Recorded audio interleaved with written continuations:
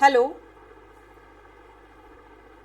नमस्कार दोस्तों, टिकोड एग्जाम में आप सभी का स्वागत है। आज की क्लास में हम लोग डिस्कस करेंगे पास्ट ईयर्स के क्वेश्चंस जो कि इलाहाबाद हाई कोर्ट के विभिन्न परीक्षाओं में पूछे गए प्रश्न हैं और ये प्रश्न आपके आने वाले Allahabad high court RO ARO परीक्षा के लिए भी बहुत महत्वपूर्ण है। मैं बता दूं, इस पूरे सीरीज में हम लोग पास्ट ईयर्स के क्वेश्चंस के माध्यम से सिलेबस को रिवाइज कर रहे हैं। यहाँ पर हम समीक्षा अधिकारी, सहायक समीक्षा अधिकारी, कंप्यूटर असिस्टेंट, अपर निजी सचिव, ग्रुप सी, ग्रुप टी परीक्षा में पूछे गए प्रश्नों को डिस्कस कर रहे हैं, पास्ट ईयर्स के क्वेश्चंस को। और ये सारे क्वेश्चंस हम लोग ने लिए हैं यूथ कंपटीशन टाइम्स की बुक से, ठीक है। और अभी आप लोगों की आधुनिक भारत की क्लासेस चल रही है और आज आधुनिक भारत आपका कंप्लीट भी हो जाएगा। तो आज की क्लास में लास्ट में चीज़ों को रिवाइज भी कराऊंगी, ठीक है क्लास। इसके बाद हम लोग इन्वायरमेंट की क्लास को स्टार्ट करेंगे। इन्वायरमेंट के बाद ज्योग्राफी की क्लास को डिस्कस किया जाएगा। तो आपके 3 सब्जेक्ट्स कंप्लीट हो जाएंगे। पॉलिटी वाला सेक्शन कंप्लीट हो जाएगा, हिस्ट्री वाला हो जाएगा, इन्वायरमेंट, और उसके बाद हम ज्योग्राफी स्टार्ट करेंगे। तो चलिए आज की क्लास को स्टार्ट करते हैं मेरे साथ, ऐश्वर्या सिंह के साथ। क्लास में अगर किसी भी तरीके का डाउट होगा तो आप लोग मुझे कमेंट बॉक्स में ज़रूर बताएंगे। क्लास यहाँ पर आज की क्लास को स्टार्ट करने से पहले थोड़ी सी जानकारी मैं आप लोगों को देना चाहूँगी वीडियो क्रैश कोर्स के बारे में, जो कि टिकोड एग्जाम ने आप लोगों के लिए लॉन्च किया है। इस वीडियो क्रैश कोर्स में एंटायर सिलेबस को कवर किया गया है वीडियो लेक्चर्स के माध्यम से। यहाँ पर आपको नोट्स पीडीएफ के फॉर्मेट में प्रोवाइड की जाएगी, प्लस आपको टेस्ट सीरीज भी प्रोवाइड की जाएगी जहाँ पर आप अपने परफॉर्मेंस को इवैल्यूएट कर सकते हैं। अगर किसी भी तरीके का डाउट होता है क्लास तो आप लोग पूछ भी सकते हैं। यहाँ पर मैं आपको बता दूँ, ये नंबर दिया गया है, इस पर कोई भी डाउट है, कुछ भी आपको क्वेरी करनी है तो इस नंबर पे क्वेरी कर सकते हैं। प्लस अगर आप खाली टेस्ट सीरीज भी ज्वाइन करना चाहते हैं तो उसकी भी जानकारी आपको इस नंबर से मिल जाएगी। इस पर आप कांटेक्ट कर लीजिए, यहाँ पर सारी इन्फॉर्मेशन आपको डिटेल में दे दी जाएगी। अब आज की क्लास का हम पहला प्रश्न देखते हैं क्या दिया गया है। यहाँ पर ध्यान दीजिएगा, 18वीं शताब्दी में भारत से संबंधित इनमें से कौन सा कथन सही है, ये बोला गया है। तो आपको बताना है कौन सा कथन सही है। प्रारंभिक शिक्षा काफी व्यापक थी, संपूर्ण देश में सांस्कृतिक समानता थी, मुसलमान समुदाय का जाति, प्रजाति, जनजाति के आधार पर कोई विभाजन नहीं था, और आखिरी दिया गया है आपको कि देश में राजनीतिक एकता थी। तो यहाँ पर बोला गया है कौन सा स्टेटमेंट आपका करेक्ट है। ध्यान दीजिएगा, 18वीं शताब्दी की बात की गई है और कौन सा कथन आपका सही है ये पूछा गया है आपसे। तो प्रारंभिक शिक्षा काफी व्यापक थी, नहीं, ऐसा कुछ भी नहीं है। संपूर्ण देश में सांस्कृतिक समानता थी, नहीं, संपूर्ण देश में सांस्कृतिक समानता नहीं थी। समुदाय का जाति, प्रजाति या जनजाति के आधार पर कोई विभाजन नहीं था। किस समुदाय का? मुसलमान समुदाय की बात की गई है यहाँ पर। तो ये आपका सही स्टेटमेंट है। डी देखिए, देश में राजनीतिक एकता थी, नहीं, देश में राजनीतिक एकता नहीं थी। हम देखते हैं डिफरेंट पार्टीज में हमेशा कॉन्फ्लिक्ट रहता ही है। इंडियन नेशनल कांग्रेस और आईएनसी में आप देख ही रहे थे कि कॉन्फ्लिक्ट रहता है, ठीक है। चलिए अभी दूसरे प्रश्न को देखते हैं। निम्नलिखित में से कौन 1852 में गठित मद्रास नेटिव एसोसिएशन के प्रथम अध्यक्ष बने थे? तो ये कुछ प्रश्न हैं जो कि परीक्षा में पूछे गए हैं, तो ध्यान दीजिएगा। 1852 में सबसे पहले आपको याद रखना है मद्रास नेटिव एसोसिएशन का गठन हुआ था, और इसके जो पहले अध्यक्ष थे वो कौन थे? जीएल जेट्टी, ठीक है। सी आपका सही उत्तर है। इलाहाबाद हाईकोर्ट 2021 में पूछा गया प्रश्न है ये। क्लास आगे देखते हैं। Land holder society of Dwarka Nath Tagore was founded in which year? Dwarka Nath Tagore ने लैंड होल्डर सोसाइटी के फाउंडर थे। एग्जाम में प्रश्न ऐसे ही पूछता है कि लैंड होल्डर सोसाइटी के फाउंडर कौन थे, तो आप क्या बताएंगे? द्वारका नाथ टैगोर, ठीक है। इन्होंने लैंड होल्डर सोसाइटी की स्थापना कब की थी? 1838 में की थी। सी आपका सही उत्तर है। आज की क्लास में हम क्या कर रहे हैं, सबसे पहले कुछ क्वेश्चंस को डिस्कस कर लेते हैं। 15-16 प्रश्न ही खाली बचे हुए हैं और सारे एंटायर जो आपके क्वेश्चंस थे जो कि इलाहाबाद हाई कोर्ट के विभिन्न परीक्षाओं में पूछे गए थे उनको मैंने डिस्कस कर दिया है। तो जो बचे हुए प्रश्न हैं उनको डिस्कस कराने के बाद मैं आपको कुछ इंपॉर्टेंट पॉइंट को रिवाइज कराऊंगी। पहले प्रश्नों को जल्दी जल्दी डिस्कस कर लेते हैं। यहाँ पर देखो, who led the movement of folk revival in Bengal? Bengal में लोक पुनरुत्थान आंदोलन का नेतृत्व किसके द्वारा किया गया था? रविन्द्रनाथ टैगोर द्वारा किया गया था। इलाहाबाद हाईकोर्ट परीक्षा 2021 में पूछा गया प्रश्न है।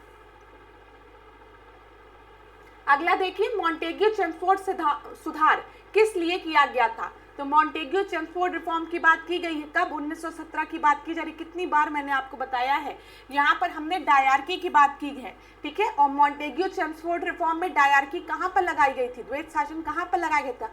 प्रोविंसेस में, ये याद रखिएगा।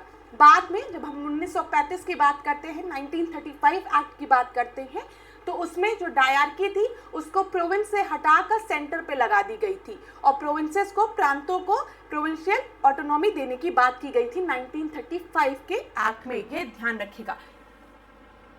अगला हम देखते हैं, निम्नलिखित में से कौन ईस्ट इंडियन एसोसिएशन का संस्थापक था? मैंने आपको कई बार बताया है, कौन है ईस्ट इंडियन एसोसिएशन का संस्थापक? ग्रैंड ओल्ड मैन जिन्हें हम कहते हैं, जिन्होंने इंडियन नेशनल कांग्रेस की अध्यक्षता 3 बार की है। कब कब की है?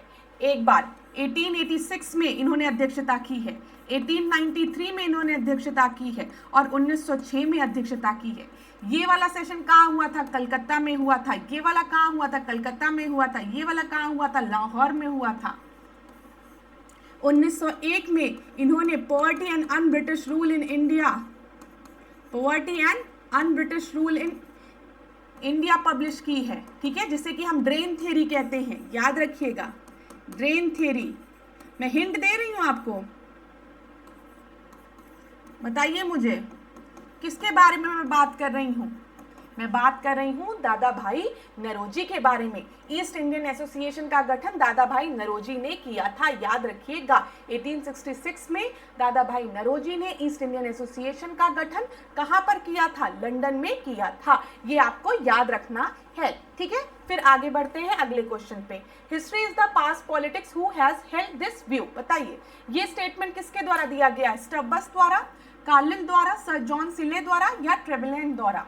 तो यहाँ पर ABCD में से जो आपका राइट आंसर है वो है C, ठीक है, याद रखिएगा। यहाँ पर क्लियर है क्लास? ये जो प्रश्न है ये इलाहाबाद हाई कोर्ट 2021 में पूछा गया प्रश्न है।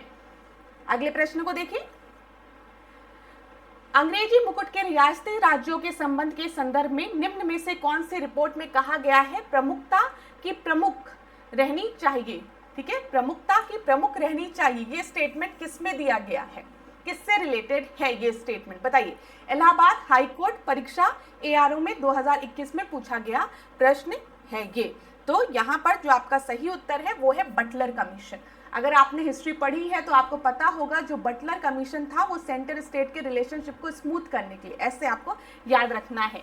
तो यहाँ पर आपको ऐसे याद रखना है कि बटलर कमीशन जो था, यहाँ पर देखिए, राज्य और ब्रिटिश औपनिवेशिक सरकार, जो सरकार थी, ब्रिटिश सरकार थी, उनके और जो राज्य थे उनके बीच में जो रिलेशनशिप था उनको स्मूथ करने के लिए बटलर कमीशन आया था। ऐसे याद कर लो, दिमाग में ज़्यादा दिनों तक बैठा रहता है कि बटर मीन्स बटर लगाना, दो लोगों के बीच में जो रिलेशन है उसको स्मूथ करना। अब आपको पता है कौन है सेंटर, अगर हम बताएं सेंटर की बात करें तो ब्रिटिश सरकार है और आपके प्रांत हैं डिफरेंट, उनके बीच में जो रिलेशन था उसको स्मूथ करने का कार्य कर रही थी बटलर कमीशन। और बटलर कमीशन ने क्या कहा था? सर्वोपरि को सर्वोच्च रहना चाहिए। आगे देखते हैं, Montagu Chelmsford reform introduced as which was a kind of double government in the province.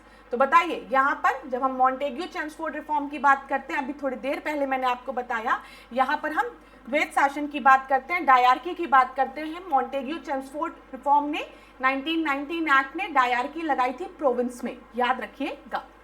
अगला देखिए, अंडमान व निकोबार द्वीप समूह में अंग्रेजों द्वारा निर्मित सेलुलर जेल को निम्नलिखित में से किस नाम से जाना जाता था? तो सेलुलर जेल को अंडमान निकोबार में जो है उसको किस नाम से जाना जाता था? काला पानी। हाँ, काला पानी, बी आपका सही उत्तर है। ग्रुप C में पूछा गया प्रश्न है ये, ठीक है, बी आपका सही उत्तर है। अगला देखिए, वीडी सावरकर के बारे में मैंने आपको बताया था ना, दोनों सावरकर ब्रदर्स को सेलुलर जेल में रखा गया था, लेकिन सेलुलर जेल इतनी बड़ी थी कि पता नहीं था कि दोनों सावरकर ब्रदर उसी जेल में बंद हैं। ब्रिटिश शासन के दौरान निम्नलिखित में से कौन 1921 में मंत्री बनने वाला प्रथम भारतीय था? तो बताइए, सुरेंद्र नाथ बनर्जी, उपेंद्र नाथ बनर्जी, मनेंद्र नाथ बनर्जी या फिर JN बनर्जी? इलाहाबाद हाईकोर्ट 2016 में पूछा गया प्रश्न है। 431 का आपका सही उत्तर क्या होगा? सुरेंद्र नाथ बनर्जी, यहाँ पर ध्यान रखिएगा, ठीक है। अब देखिए, ब्रिटिश शासन के दौरान 1921 में मंत्री बनने वाले जो प्रथम भारतीय थे वो सुरेंद्र नाथ बनर्जी थे, याद रखिएगा। और ये कांग्रेस के 2 बार अध्यक्ष भी रह चुके हैं। अगला प्रश्न 1432 को देखते हैं हम, सॉरी 432 को नहीं, 432 को।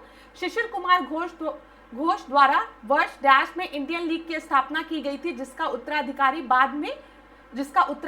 बाद में कलकत्ता के इंडियन एसोसिएशन ने हासिल कर लिया था। तो बताइए यहाँ पर इसका सही उत्तर क्या होगा आपका 432 का।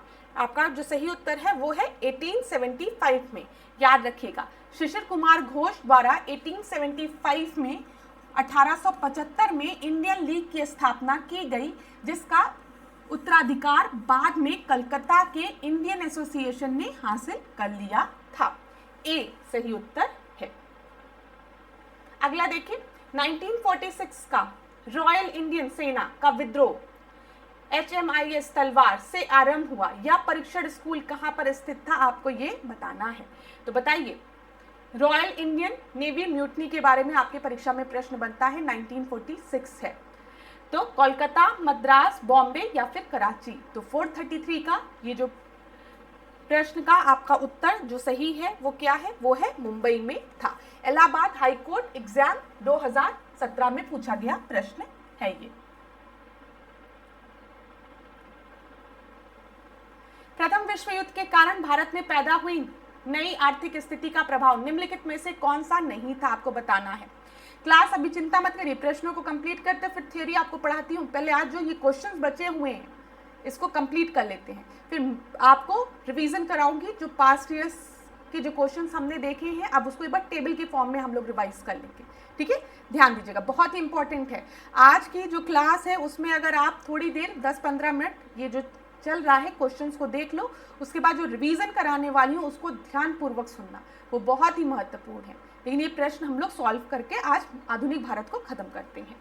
प्रथम विश्व युद्ध के कारण भारत में पैदा हुई नई आर्थिक स्थिति का प्रभाव निम्नलिखित में से कौन सा था, बताइए। ग्रामीण क्षेत्रों में सेना के लिए बलपूर्वक भर्ती, रक्षा व्यय कई गुना बढ़ गया था, करों तथा आयात कर में वृद्धि थी, ठीक है, और आम चीजों की कीमतों में भारी कमी हो गई थी। यहाँ पर ध्यान दीजिएगा कौन सा नहीं है पूछा गया है, यह ध्यान दीजिएगा, क्योंकि ग्रामीण क्षेत्रों में सेना के लिए बलपूर्वक भर्ती कराई जा रही थी, बिल्कुल सही है। जब फर्स्ट वर्ल्ड वॉर हो रहा था उसमें कोई दिक्कत नहीं। रक्षा व्यय जो था वो एक्सपेंडिचर जो था, जो डिफेंस एक्सपेंडिचर था वो भी बढ़ता जा रहा था, बिल्कुल सही है। करों तथा आयात कर में वृद्धि हो रही थी, ये भी बिल्कुल सही है, ठीक है। टैक्सेस बढ़ रहे थे, कस्टम ड्यूटीज बढ़ रही थी, आम चीज़ों की कीमतें जो है वो सस्ती हो रही थी, उसमें कमी हो रही थी क्या, नहीं, उनकी कीमतों में बढ़ोतरी हो रही थी। इसी वजह से आपका सही उत्तर क्या हो जाएगा, डी आपका सही उत्तर हो जाएगा। अगला देखते हैं, निम्नलिखित में से उदारवादियों की कौन सी मांग को मौलिक मिंटो सुधार में स्वीकार कर लिया गया था। उदारवादियों की बात की गई है और मौलिक मिंटो रिफॉर्म की बात की गई है। स्वशासन का विचार, भारत को एक स्वतंत्र उपनिवेश का दर्जा देना, उत्तरदायी सरकार की शुरुआत करना, परिषद के आकार में वृद्धि करना। तो मौलिक मिंटो रिफॉर्म में कौन सा डिमांड जो था मॉडरेट्स का, उदारवादियों का, उसको एक्सेप्ट किया गया था। तो 435 का जो आपका सही उत्तर है वो है परिषद के आकार में वृद्धि करना, डी आपका सही उत्तर है। यहाँ पर देखिए, उदारवादी नेताओं के द्वारा परिषद के आकार में वृद्धि की मांग की गई थी, जिसको मौलिक मिंटो रिफॉर्म के तहत स्वीकार कर लिया गया था।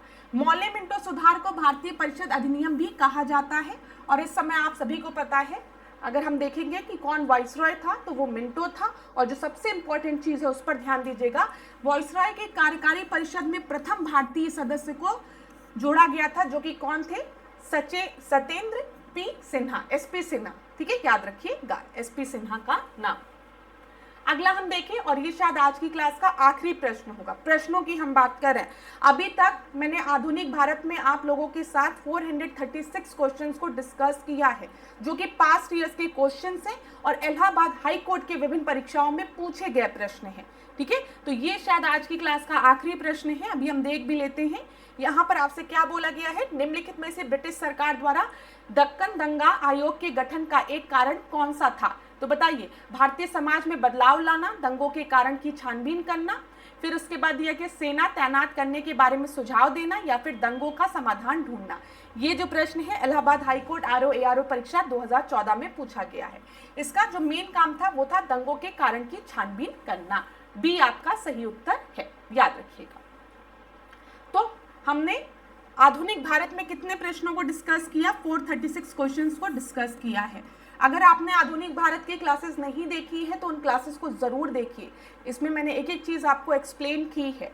तो इन प्रश्नों को एक बार ज़रूर देख लीजिएगा क्लास, ताकि आप लोग निश्चिंत रहें कि आधुनिक भारत के तो सारे PYQs हमने सॉल्व कर लिए हैं और हमने पॉलिटी के सारे क्वेश्चंस को डिस्कस कर लिए हैं, ये भी ध्यान रखिएगा। अब यहाँ पर कुछ इंपॉर्टेंट चीज़ों को डिस्कस करते हैं। जैसे आपकी परीक्षा में जब राजा राम मोहन रॉय से रिलेटेड प्रश्न आता है तो पूछ लिया जाता है कि आत्मीय सभा का गठन उन्होंने कब किया था, या फिर ब्रह्म समाज का गठन उन्होंने कब किया था, ठीक है, या फिर कलकत्ता यूनिटेरियन सोसाइटी का गठन उन्होंने कब किया था। तो आपको याद रखना है, जब भी हम राजा राम मोहन रॉय की बात करेंगे तो सबसे पहले ध्यान रखो 1818 में राजा राम मोहन रॉय ने आत्मीय सभा का 1815 में राजा राम मोहन रॉय ने आत्मीय सभा का गठन किया था। ये याद रखिएगा, कहाँ पर किया था? कलकत्ता में किया था। उसके बाद 1821 की बात करेंगे, 1821 की बात करेंगे तो कोलकाता यूनिटेरियन सोसाइटी से भी कौन एसोसिएटेड है? राजा राम मोहन रॉय एसोसिएटेड है, ठीक है। ब्रह्म समाज की बात करेंगे तो 1828 में राजा राम मोहन रॉय ने ब्रह्म समाज की स्थापना की थी। यहाँ से परीक्षा में प्रश्न कई बार बना है, बहुत ही महत्वपूर्ण है। परीक्षा में प्रश्न बनता है राजा राम मोहन रॉय को राजा की उपाधि किसके द्वारा दी गई थी? तो याद रखिएगा अकबर द्वितीय द्वारा दी गई थी। अकबर द्वितीय ने राजा राम मोहन रॉय को इंग्लैंड भेजा था कि वहां पर जाकर जो पेंशन मिल रही है मुगल रूलर्स को उसमें थोड़ा सा बढ़ोतरी हो पाए, तो राजा राम मोहन रॉय करिएगा। तो राजा की उपाधि उनके द्वारा दी गई थी, ध्यान रखिएगा। राजा राम मोहन रॉय की जब हम बात करते हैं क्लास, तो आपको और क्या चीज़ें याद रखनी है कि इन्होंने सती प्रथा के विरुद्ध एक बहुत बड़ी लड़ाई लड़ी थी और इन्हीं के योगदान से बाद में हम देखते हैं विलियम बेंटिक द्वारा सती प्रथा पर प्रतिबंध भी लगा दिया जाता है। ये सारे पॉइंट याद रखिएगा। फिर देखिए धर्म सभा। धर्म सभा जो थी ना, वो अगर हम देखें ब्रह्म समाज की अगेंस्ट थी। यहाँ पर जब हम ब्रह्म समाज की बात करते हैं तो ब्रह्म समाज का फोकस किस पे रहता था? एक कि एक ईश्वर है, ठीक है, ईश्वर एक है। फिर दूसरी चीज उसमें जो भी कुप्रथाएं थी, जो भी कुरीतियां थी हिंदुइज्म में, उसको खत्म करने पर ब्रह्म समाज का फोकस रहता था। लेकिन धर्म सभा जो है, जिसको कि फाउंडर कौन है? राधाकांत देव। वो धर्म सभा के जो धर्म सभा थी, राधाकांत देव जिसके फाउंडर है, उन्होंने इसकी फाउंडेशन ही इसीलिए रखी थी ताकि वो ब्रह्म समाज में जो चीजें हैं उसके अगेंस्ट है, वो धर्म एस्टैब्लिश करना चाहते थे। आप समझिए, पहले अगर हम देखेंगे सती प्रथा देख लें, हम विधवा का जीवन देख ले, तो ये सारी चीजें, औरतों का शोषण क्यों होता था? औरतों का शोषण क्यों हो रहा था? क्योंकि लोगों ने उसको अपने धर्म के साथ जोड़ दिया था कि औरत का धर्म है कि अगर पति मर गया तो उसके साथ सती हो जाना, ये उसका धर्म है, ठीक है। फिर अगर वो विधवा हो गई तो इसका मतलब वो अपशगुनी है, उसको ये इस तरीके का फील करा दिया गया था। लेकिन हमारे बहुत से ऐसे लीडर्स आए, जैसे राजा राम मोहन रॉय की हम बात करें, जिन्होंने सती प्रथा के विरुद्ध लड़ाई लड़ी। हम बात करें ईश्वर चंद्र विद्यासागर की, जिन्होंने विधवा पुनर्विवाह की बात की और उन्होंने अपने खुद के पुत्र की शादी एक विधवा से कराई थी। हम बात करते हैं विवेकानंद जी की, स्वामी विवेकानंद की अगर हम बात करें, या फिर हम बात करें आपसे, ऐसे कई आपके लीडर्स थे। जैसे ज्योतिबा फूले की हम बात करें, जिन्होंने औरतों की शिक्षा में, इनकी पत्नी ने औरतों की शिक्षा में बहुत बड़ा योगदान दिया। और जो सावित्रीबाई फूले हैं, वो तो पहली महिला शिक्षिका थी। तो बहुत सी चीज़ें हमारे हिंदुज़म में, कुछ ऐसी चीज़ें थी कि जो प्रैक्टिस सही नहीं थी, ठीक है, उस पर रोक लगाया जाने का प्रयास ये लोग कर रहे थे और इनका बहुत बड़ा योगदान भी है। जब आप पढ़ेंगे तो आपको पढ़ने में बहुत अच्छा भी लगेगा, इंटरेस्ट भी लगेगा। तो कभी समय मिले तो पढ़िए ज़रूर। अब देखिए, धर्म सभा जो थी ना, वो हमेशा ब्रह्म समाज को अपोज करती थी। राधाकांत देव को ऐसा लगता था कि जो हमारे धर्म है उसके साथ खिलवाड़ हो रहा है। अगर सती नहीं हो रही है तो इसका मतलब धर्म के साथ खिलवाड़ हो रहा है, हस्तक्षेप कर रहे हैं हमारे धर्म में। तटबोधिनी सभा की बात करेंगे तो 1839, मैंने अभी आपको बताया कौन फाउंडर थे? देवेंद्रनाथ टैगोर। देवेंद्रनाथ टैगोर रविन्द्रनाथ टैगोर के पिताजी हैं, याद रखिएगा, देवेंद्रनाथ टैगोर। और आपको याद रखना है, तटबोधिनी सभा जो थी वो किससे इंस्पायर्ड थी? ब्रह्म समाज से इंस्पायर्ड थी। और बाद में अगर आप ब्रह्म समाज के बारे में पढ़ते हैं तो आप पढ़ेंगे कि देवेंद्रनाथ टैगोर बाद में जाकर ब्रह्म समाज में मिलते भी हैं, ठीक है, ये ध्यान रखिएगा। फिर उसके बाद विडो रीमैरिज एसोसिएशन की बात करेंगे तो विष्णु पशु राम पंडित, याद रखिएगा। रहनुमाई मालदयासन की बात हम करेंगे तो नरोजी, फिर दोनजी। राधा स्वामी सत्संग शिव दयाल साहिब, कई बार परीक्षा में पूछा गया, आगरा में है इसलिए महत्वपूर्ण भी है। राधा स्वामी सत्संग की हम बात करेंगे तो शिव दयाल याद रखिएगा। मोहम्मडन लिटरेरी सोसाइटी की बात करेंगे तो अब्दुल लतीफ। वेद समाज याद रखिएगा, धरालू नायडू। साइंटिफिक सोसाइटी की बात करेंगे तो सर सैयद अहमद खान। प्रार्थना समाज की बात करेंगे तो आत्माराम पांडुरंग, यहाँ पर ध्यान रखिएगा आत्माराम पांडुरंग। इसका स्क्रीनशॉट लेना है तो आप लोग स्क्रीनशॉट ले सकते हैं, यहाँ से परीक्षा में प्रश्न बनते हैं, महत्वपूर्ण है। खासकर मैं आपको बता दूं जो सबसे ज्यादा महत्वपूर्ण पॉइंट है उस पर मैं टिक लगा देती हूँ, जहाँ से आपकी परीक्षा में प्रश्न बनता है, वो है आत्मीय सभा। याद रखिएगा 1815 में इसका गठन हुआ है। कलकत्ता यूनिटेरियन सोसाइटी की भी स्थापना 1821 में राजा राम मोहन रॉय द्वारा की गई थी। ब्रह्म समाज की बात करेंगे तो 1828 में, ठीक है। फिर उसके बाद देखिए धर्म सभा की हम बात करेंगे, राधाकांत देव। तटबोधनी सभा की हम बात करेंगे, देवेंद्र नाथ टैगोर, महत्वपूर्ण है। राधा स्वामी सत्संग याद रखिएगा, शिव दयाल आगरा, ठीक है। वेद समाज याद रखिएगा, धरालू नायडू। साइंटिफिक सोसाइटी और ये प्रार्थना Samaj, Prarthana Samaj Atmaram Pandurang. Scientific Society Sir Syed Ahmad Khan.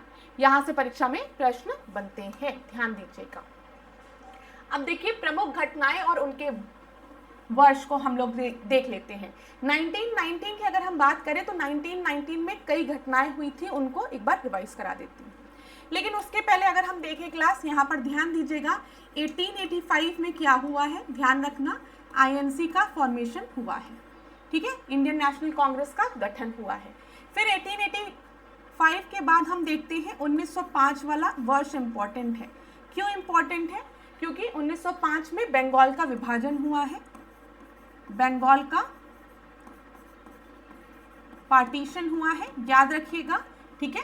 और यहीं पे अगर आप देखेंगे 1905 वाला आईएनसी का जो सेशन है वो कहाँ पर हुआ है, आईएनसी के सेशन की मैं बात कर रही हूँ, आईएनसी के, वो कहाँ पर हुआ है, बनारस में हुआ है, वाराणसी में हुआ है, जिसको कि प्रिसाइड किसने किया है, गोपाल कृष्ण गोखले ने, जिनको कि हम जानते हैं महात्मा गांधी के राजनीतिक गुरु के रूप में, ठीक है।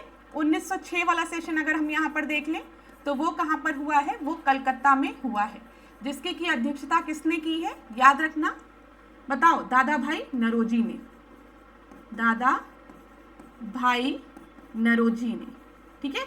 और यहाँ पर ध्यान रखना, यहाँ पर कुछ रेजोल्यूशन पास हुए थे जिसमें हमने स्वदेशी की बात की थी, बाइकॉट की बात की गई थी और नेशनल एजुकेशन को प्रमोट करने की बात की गई थी, और स्वराज, याद रखिएगा, ये पूछा जाता है, स्वदेशी, बाइकॉट, नेशनल एजुकेशन को प्रमोट करने की बात की गई थी। फिर 1907 में अगर क्लास हम आएंगे 907 में, तो आप सभी को पता है 1907 में क्या हुआ है, सूरत स्प्लिट हुआ है, सूरत स्प्लिट हुआ है, ठीक है। सूरत स्प्लिट उस समय किसने अध्यक्षता की थी, तो आपको क्या याद रखना है, रास बिहारी बोस, याद रखिएगा, रास बिहारी बोस। 1907 के बाद जो इंपॉर्टेंट आता है वो है 1911 का दिल्ली दरबार, याद रखिएगा, ठीक है, 1911-12 याद रखिएगा, जिसमें क्या क्या हुआ है, लॉर्ड हार्डिंग था, ये आपको याद रखना है। यहाँ पर जो कैपिटल थी उसको ट्रांसफर कर दिया गया था फ्रॉम कोलकाता टू दिल्ली, पहली चीज, और दूसरी चीज क्या हुआ था, जो विभाजन था 1905 का उसको रद्द कर दिया गया था 1911 में। फिर उसके बाद 1911 के बाद जो इम्पोर्टेंट ईयर है वो 1916 वाला है। 1916 की अगर हम बात करते हैं तो मैंने आपको बताया है लखनऊ में सेशन हुआ है, जिसकी की अध्यक्षता अंबिका चरण मजुमदार द्वारा की गई है, ठीक है। और लखनऊ सेशन में ही लखनऊ पैक्ट साइन हुआ है, किसके किसके मध्य, इंडियन नेशनल कांग्रेस और मुस्लिम लीग के मध्य, ये आपको याद रखना है, ठीक है। प्लस आपको याद रखना है इसमें किसका योगदान था, तो मोहम्मद अली जिन्ना और बाल गंगाधर तिलक का योगदान बहुत बड़ा था। और लखनऊ वाला जो सेशन है 1916 वाला, उसी में महात्मा गांधी से कौन मिलते हैं, राजकुमार शुक्ल मिलते हैं और महात्मा गांधी को चंपारण चलने के लिए बोलते हैं। ये सारे पॉइंट इंपॉर्टेंट है। यहाँ पर 1905 के बाद जब मैंने आपको 1906 वाला समय बताया है, तो 1906 वाला जो समय है, ईयर है, वो भी महत्वपूर्ण है एक और इवेंट के लिए। वो कौन सा है, मुस्लिम लीग का फॉर्मेशन, याद रखिएगा 1906 में ही मुस्लिम लीग का फॉर्मेशन होता है। कहाँ पर होता है, ढाका में होता है, जहाँ पर ढाका के नवाब कौन होते हैं? सलीमुल्लाह खान होते हैं। और मुस्लिम लीग के पहले सेशन की अध्यक्षता कौन करते हैं? आगा खान करते हैं, याद रखिएगा। और 1909 में जो हम बात करेंगे तो 1909 में जिसे कि हम मौले मिंटो रिफॉर्म कहते हैं, 1909 की बात कर रही हूँ। मौले मिंटो रिफॉर्म में मुस्लिम्स के लिए पहली बार पृथक निर्वाचन की मांग की गई थी, की बात रखी गई थी, ये भी याद रखिएगा। इतनी चीजें क्लियर है। अब देखो 1916 तक हम लोग पहुंच गए हैं। 1916 के बाद हम देखते हैं 1917 क्यों महत्वपूर्ण है, मुझे जल्दी से बताओ। 1917 इंडियन नेशनल कांग्रेस के लिए इसलिए महत्वपूर्ण है क्योंकि 1917 में इंडियन नेशनल कांग्रेस की अध्यक्षता पहली बार किसी महिला द्वारा की जा रही होती है। और वो महिला कौन थी? एनी बेसेंट थी, याद रखिएगा। एनी बेसेंट ने 1917 वाला जो सेशन है उसको प्रिसाइड किया है इंडियन नेशनल कांग्रेस का। चलो फिर 1919 में हम आते हैं तो आप सभी को पता है कौन सा एक्ट आता है? रॉलेट एक्ट आता है, जिसका कि नाम और क्या है? The anarchical and revolutionary act. ठीक है, the anarchical and revolutionary act, इसी को हम क्या कहते हैं? रॉलेट एक्ट कहते हैं। रॉलेट एक्ट कब आता है? मार्च 1919 में। डॉक्टर सत्यपाल एवं सैफुद्दीन किचलू की गिरफ्तारी कब होती है? 9 अप्रैल 1919 को, याद रखिएगा। जलियांवाला बाग कांड कब होता है? 13 अप्रैल 1919 को। कब? बैसाखी के दिन। रविन्द्रनाथ टैगोर अपने नाइटहुड की उपाधि जलियांवाला बाग हत्याकांड के बाद कर देते हैं। कब? 30 मई 1919 को। मॉन्टेग्यू चेम्सफोर्ड सुधार की घोषणा 1919 में होती है। और अमृतसर का जो अधिवेशन होता है इंडियन नेशनल कांग्रेस का, वो भी 1919 में होता है, याद रखिएगा। और क्या इंपॉर्टेंट पॉइंट याद रखना है आपको? 1919 का जो अमृतसर का अधिवेशन होता है वो आखिरी अधिवेशन होता है जिसको कि बाल गंगाधर तिलक ने अटेंड किया था। ठीक है, कभी परीक्षा में पूछे कि किस अधिवेशन में आखिरी बार बाल गंगाधर तिलक ने पार्टिसिपेट किया था, तो वो 1919 का अमृतसर अधिवेशन था। क्योंकि आप जानते हैं कि 1 अगस्त 1920 में जब असहयोग आंदोलन की शुरुआत होती है उसी दिन बाल गंगाधर तिलक की मृत्यु हो जाती है, याद रखिएगा। और सर माइकल ओ डायर का वध किसके द्वारा किया जाता है? उधम सिंह द्वारा किया जाता है 1940 में। ये सारे पॉइंट याद रखिएगा। परीक्षा में अगर आपको बहुत परेशान करने का प्रयास करेगा जो पेपर सेट करने वाला, तो क्या करेगा? सारे इवेंट 1919 के दे देगा और कहेगा इसको क्रोनोलॉजिकल ऑर्डर में लगाओ। लेकिन अब आप लोग तो तेज हैं, तो आपको पता है कि जब हम the anarchical and revolutionary act की बात करेंगे जिसे रॉलेट एक्ट कहते हैं, वो सबसे पहले आया है। ठीक है, वो कब आया है? मार्च 1919 में आया है। फिर हम देखते हैं डॉक्टर सैफुद्दीन किचलू और सत्यपाल किचलू की गिरफ्तारी कब होती है? 9 अप्रैल 1919 को होती है।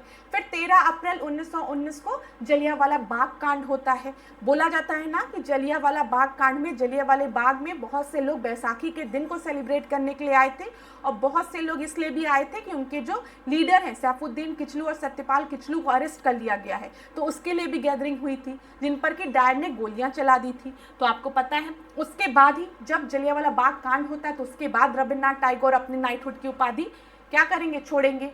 अब ब्रिटिशर्स के पास ना एक बड़ा दिमाग, इन लोगों का ना बड़ा शातिर दिमाग था। ये देखते थे ना कि कभी भी अगर किसी भी तरीके का कहीं आग वाग लग रही है, लोग भड़क रहे हैं, लोग गुस्से में आ रहे हैं, तो तुरंत ये क्या करते थे? ये कोई टॉफी पेश कर देते थे, मतलब कोई उपहार की तरीके से कुछ एक्ट ले आते थे। अब देखो यहाँ पर 1919 में जब जलियांवाला बाग हत्याकांड हुआ है तो अब पूरे भारत में आक्रोश जग गया है ब्रिटिश सरकार के लिए। ठीक है, उनकी तरफ कि भाई अब तो नहीं, ये तो गलत हुआ, हमने आप लोगों का इतना साथ दिया है फर्स्ट वर्ल्ड वॉर में और आप लोग हम ही पे रॉलेट एक्ट लगा रहे हो, जलियांवाला बाग हत्याकांड कर रहे हो, कर क्या रही है ब्रिटिश सरकार? भगाओ इन लोगों को। जैसे इंडियन से बोलना शुरू करते हैं, ये कहते हैं रुको रुको, एक एक्ट आ रहा है, मैं आप लोगों के लिए एक एक्ट लेके आ रहा हूँ। कौन सा एक्ट? मॉन्टेग्यू चेम्सफोर्ड रिफॉर्म आ गया। इसी तरीके से अगर आप देखेंगे 1905 की जब हम बात करेंगे तो 1905 में भी ये एक्ट लेके आते हैं। देखो 1909 में जब 1906 1905 वाला जब ये देखते हैं कि क्या हो रहा है भाई, आक्रोश लोगों में बढ़ रहा है, तो क्या करते हैं ये 1909 में मौले मिंटो रिफॉर्म ले आते हैं। तो ये रिफॉर्म और ये सब चीज़ें बहुत लाते हैं, ध्यान दीजिएगा। तो यहाँ पर हो गया आपका। फिर इंडियन नेशनल कांग्रेस का अमृतसर का सेशन दिसंबर 1919 में हुआ है और 1940 में डायर को मार दिया गया है। आगे बढ़ते हैं। महात्मा गांधी के जीवन के कुछ प्रमुख हम लोग आंदोलन और घटनाओं को देखते हैं। आप सभी को पता है सबसे पहला आंदोलन चंपारण आंदोलन है 1917 में। चंपारण आंदोलन को हम लोग 3 कटिया सिस्टम भी कहते हैं। 3/20 हिस्से पे किसानों को फोर्सफुली नील की खेती कराई जाती थी। ठीक है, देखो इसके पीछे की कहानी क्या है। जब यूरोपियन ट्रेडर्स भारत आए तो उन्हें नील की खेती करनी थी, तो उन्होंने किसानों के साथ एक एग्रीमेंट साइन कर लिया कि आप अपने जमीन के 3/20 हिस्से पे नील की खेती करेंगे। किसान भी करते थे, लेकिन 1917 आते आते क्या हुआ, जो जर्मन डाई थी, जो सिंथेटिक डाई थी, मार्केट में उस डाई की डिमांड बढ़ने लगी और ये नील जो इंडिगो जो नील के फूल हैं उनकी डिमांड कम हो गई, इंडिगो की डिमांड कम हो गई। तो किसान ने यूरोपियन प्लांटर से कहा कि आप हमें हमारी ज़मीन वापस दे दीजिए, अब हम उसमें थोड़ा चावल गेहूँ ये सब उगाना चाहते हैं। तो यूरोपियन प्लांटर्स क्या करते भाई, उनको क्या करना था, शोषण करना था, उनको अपना लॉस नहीं सहना था। तो अपना लॉस उनको ना हो, तो इस वजह से वो क्या कर रहे थे, फार्मर्स को परेशान कर रहे थे। उन्होंने कहा कोई बात नहीं, आपको नील की खेती नहीं करनी है मत करिए, लेकिन जो कॉन्ट्रैक्ट हमने साइन किया है तो उसका कंपनसेशन हमको दीजिए आप लोग। फिर हाँ, आप अपनी ज़मीन ले जाइए, जो मन करे वो उगाइए, लेकिन उसके पहले हमको कंपनसेशन दीजिए, कुछ पैसे दीजिए, तब हम आपको परमिशन देंगे। तो घुमा फिरा के शोषण किसानों का ही हो रहा था। ठीक है, तो 1917 में इसी के विरुद्ध चंपारण आंदोलन महात्मा गांधी द्वारा किया जाता है। 1916 में लखनऊ सेशन में राजकुमार शुक्ल पहुंचते हैं और वो महात्मा गांधी से चंपारण चलने को बोलते हैं। ये सारे पॉइंट से प्रश्न बनता है, तो ध्यान रखिएगा। अहमदाबाद मिल हड़ताल की बात हम करेंगे तो 1918 में हुई है, फरवरी मार्च के समय में। ठीक है, यहाँ पर मिल ओनर और मिल वर्कर्स के बीच में सैलरी और बोनस को लेकर कॉन्फ्लिक्ट था। ठीक है, जिसमें साराभाई और अनसुईया साराभाई का भी नाम आपको याद रखना है, परीक्षा में पूछ लिया जाता है। खेड़ा आंदोलन की बात करेंगे 22 मार्च 1918 को। ठीक है, फिर उसके बाद असहयोग आंदोलन, आप सभी को पता है ये वो आंदोलन है जिसमें महात्मा गांधी ने कह दिया था कि मैं 1 वर्ष के अंदर स्वराज की प्राप्ति करके रहूंगा। ठीक है, तो 1 अगस्त 1920 को असहयोग आंदोलन आपका शुरू होता है। 1920 को याद रखिएगा, NCM non corporation movement start होता है।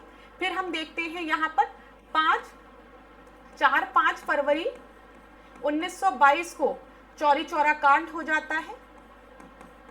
ठीक है, चौरी चौरा कांड गोरखपुर में हो जाता है, पुलिस स्टेशन में पुलिस कर्मियों को जिंदा जला दिया जाता है। उसके बाद 12 फरवरी को महात्मा गांधी बारदौली से असहयोग आंदोलन को वापस ले लेते हैं। ठीक है, याद रखिएगा। अब ये देखो, ये बारदौली सत्याग्रह आ गया 1928। बारदौली सत्याग्रह वो सत्याग्रह है जिसमें वल्लभ भाई पटेल को सरदार की उपाधि बारदौली की महिलाओं द्वारा दिया गया था, 1928 में हुआ था। सविनय अवज्ञा आंदोलन 1930, सिविल डिसोबीडियंस मूवमेंट, जिसकी शुरुआत महात्मा गांधी ने 6 अप्रैल 1930 में की थी, याद रखिएगा। 12 मार्च को महात्मा गांधी साबरमती से चले थे, कहाँ, दांडी की तरफ। कितने मील चले थे, 241 मील चले थे। कितने इनके फॉलोअर्स थे, 78 फॉलोअर्स थे। और 24 दिन बाद महात्मा गांधी कहाँ पहुंचे थे, दांडी पहुंचे थे 6 अप्रैल को। ठीक है, 1930 को। और यहाँ पर महात्मा गांधी ने एक मुट्ठी नमक बनाकर सॉल्ट टैक्स को ब्रेक किया और सविनय अवज्ञा आंदोलन की शुरुआत की। भारत छोड़ो आंदोलन की बात करते हैं तो आपको पता है 8 अगस्त 1942 को भारत छोड़ो आंदोलन शुरू होता है, डू और डाई का नारा होता है। और 9 अगस्त 1942 को सारे जो आपके अच्छे अच्छे लीडर्स होते हैं उनको अरेस्ट कर दिया जाता है ऑपरेशन 0R के तहत। ये सारे प्रश्न पूछे जाते हैं। लेकिन उसके बाद मैंने आपको बताया है कि अरुणा आसफ अली जो थी उन्होंने झंडा फहराया था। ठीक है, ग्वालियर टैंक में, याद रखिएगा। चलिए, अब यहाँ पर देख लो, ईयर फिर दिया गया है। असहयोग आंदोलन की जब हम बात करते हैं तो ये आपका किस वर्ष शुरू हुआ था, 1 अगस्त 1920 को। बाल गंगाधर तिलक की मृत्यु कब हुई है, 1 अगस्त 1920 को। असहयोग प्रस्ताव प्रस्तावित कब हुआ है, सितंबर 1920 में कोलकाता के सेशन में। याद रखिएगा, 1920 में 2 सेशन हुए हैं इंडियन नेशनल कांग्रेस के, एक नागपुर में सेशन हुआ है और दूसरा सेशन कलकत्ता में हुआ है। ठीक है, याद रखिएगा, 1920 में इंडियन नेशनल कांग्रेस के 2 सेशंस हुए हैं। असहयोग प्रस्ताव का अनुसमर्थन कब मिला है, नागपुर सेशन में 1920 में। यही चीज मैं आपको बता रही हूँ।